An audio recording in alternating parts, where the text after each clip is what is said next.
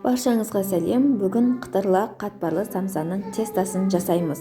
Ол үшін су, бір жұмыртқа, бір шай қасық тұз және ұн қажет болады. Ең әуелі суымызды құйып аламыз тостаққа. Су 200 граммдай шығады. Бір жұмыртқамызды салып аламыз. Бір шай қасық тұзымызды саламыз.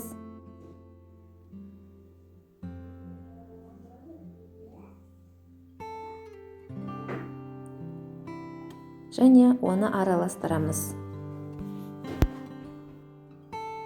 Ұнымызды саламыз. Ұн 2 кеседей қажет болады. Жайлап араластырып, жұмсақ қамыр илейміз.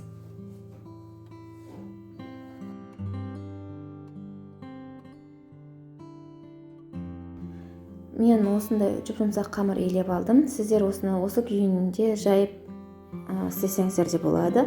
Мен өзіме ыңғайлы ретінде 2-ге бөліп алдым. Және июі қансын деп 10 минутқа бір шетке қоя тұрдым. 10 минутымыз өтті, июі қанды. Бір қамырды шетке қойып, екінші қамырымызды әдемі етіп жайып аламыз. Жайлап, әдемілеп жұмсақ қамырымызды жая бастаймыз.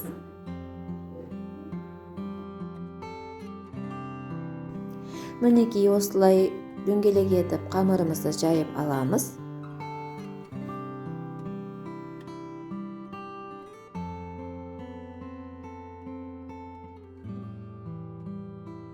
Дөңгелек етіп жайылған қамырымыздың үстіне алдын ала ертілген сары майымызды барлық жеріне бірдей қылып жағып шығамыз.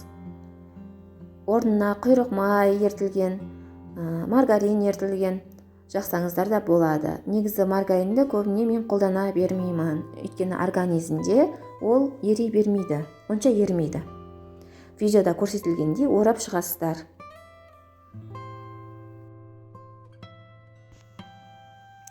Орап болған соң, тағы да оны ішке қарай әдемі етіп дөңгелек қылып орап, холодильникке 30 минутқа салып қоямыз. Холодильникке салып 30 минут өткеннен кейін самса жасауға болады. Екінші қамырымызды видеода көрсетілгенде тез дөңгелек етіп жайып аламыз және үстіне ертілген сары майымызды барлық жеріне теңдей етіп жағып шығып орап қоямыз. Біреуін морозильникке салып қоямын мен.